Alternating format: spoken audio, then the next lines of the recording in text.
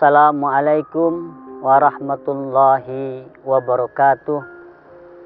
Innal hamdalillah nahmaduhu wa nasta'inuhu wa nu'minu bihi wa natawakkalu alaih. Asyhadu an la ilaha illallah wa asyhadu anna Muhammadan abduhu wa rasuluh. Allahumma salli ala sayyidina Muhammad wa ala ali sayyidina Muhammad. Hadirin rahimakumullah. Sesungguhnya hidup kita di muka bumi ini tidak bisa seenaknya. Kenapa kita dihidupkan dengan memiliki agama sehingga kehidupan kita ini punya undang-undang, punya aturan-aturan. Dari manakah sumber aturan-aturan agama itu? Yang paling pokok dari Quran dan hadis. Sehingga kalau kita berpegang teguh kepada kitab suci Al-Quran dan mengikuti arahan-arahan daripada hadis-hadis baginda Nabi, insya Allah kita akan menempuh kehidupan dunia ini dengan penuh kedamaian sampai kita husnul khatimah. Hadirin rahimakumullah, yang jelas mengikuti prosedur hadis dengan mengikuti kepahamannya para ulama yang mereka punya paham yang betul, yang bagus dalam sudut pandang hadis. Marilah kita bicarakan satu hadis yang mungkin hadis ini bisa menjadi solusi bagi diri kita. Rasulullah bersabda, "Man asbaha fi syurbihi aminan wa fi jasadihi mu'afan wa lahu qutu yaumih wa lailih faka'annama huyizat lahud dunya." Kata Rasulullah, "Man asbaha fi syurbihi aminan," barang siapa yang dia di pagi harinya damai bersama keluarganya, wa fi jasadihi mu'afan, dan dia berbadan sehat, walahu qutu yaumih wa lailih, dan di hari itu ada yang dia makan, faka'annama, seakan-akan, huyizat lahud dunia, dunia ini disiapkan hanya untuk dirinya. Maka dari hadis ini, kehidupan sebenarnya simple. Kehidupan ini sebenarnya sangat mudah. Bayangkan, cukup kita damai dengan keluarga kita. Walaupun kita punya banyak duit, banyak punya macam materi, apa-apa serba ada. Namun, kalau kehidupan rumah tangga kita, kehidupan keluarga kita ini tidak damai, itu rasanya sangat semarawut.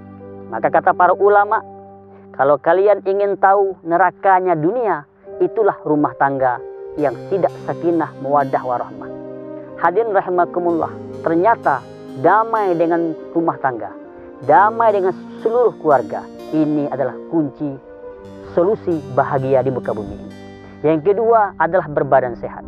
Walaupun kita punya emas segunung, harta di mana-mana, namun kalau sudah badan ini sakit, selera kita pun ada batasannya.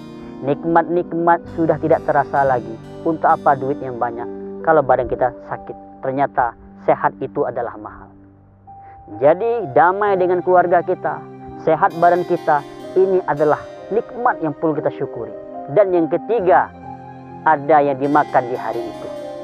Sebenarnya kalau kita mensyukuri apa yang bisa kita makan, itu sudah cukup mendamaikan diri kita.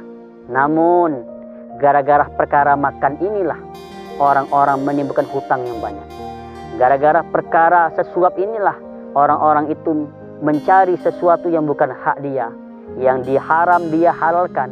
Bahkan yang halal bukan hak dia, dia jadikan itu halal untuk dirinya. Padahal itu bukan hak dia. Karena inilah masyarakat timbul hutang. Karena perkara perut inilah orang-orang timbul beban di mana-mana. Padahal Islam memberi solusi kemudahan dalam kehidupan. Cukup damai dengan keluarga kita, cukup berbadan sehat, dan cukup mensyukuri apa yang kita makan. Maka oleh karena itulah, hadirin rahimakumullah, agama ini memberi solusi yang terbaik untuk kita. Terkadangan kita kurang yakin dengan solusi agama. Terkadangan kita kurang memahami pentingnya solusi agama. Maka siapa yang ingin damai, ingin tenang, ingin tentram di dalam kehidupan, cukup tiga ini. Di antara tiga ini, yaitu berbadan sehat, ada yang dimakan, dan damai dalam keluarga. Hadirin rahimakumullah, dalam hadis yang lain bahwasanya baginda Nabi Muhammad SAW mengajari kita, adibu auladakum ala khisalin hubbi nabiyikum wa ahli baitihi wa qiraatil Qur'an. Bagaimana supaya kita ini mendidik anak kita? Yang pertama kali adalah mencintai Nabi. Yang kedua, senang membaca Quran. Dan yang ketiga, mencintai keluarga Nabi. Karena kalau rumah tangga ya dididik anak kita untuk mencintai Nabi, insya Allah rumah tangga kita lebih mudah sakinah mawaddah warahmah. Kemudian kalau rumah tangga kita ini mengajari anak-anak cucu-cucu kita dengan membaca Al-Quran, insya Allah rumah tangga kita memiliki rahmat sehingga lebih damai lagi. Kemudian kalau kita mengajari keluarga kita, anak kita untuk mencintai keluarga-keluarga Nabi, kenal dengan keluarga Nabi, insya Allah rumah tangga kita punya tiruan hidup, yaitu kehidupan para Nabi. Maka oleh karena itulah agama adalah solusi. Siapa yang merasa punya masalah dengan anaknya, solusinya adalah agama. Siapa yang merasa punya masalah dengan hutangnya, solusinya adalah agama. Dan siapa yang merasa punya masalah dengan rumah tangganya, solusinya adalah agama.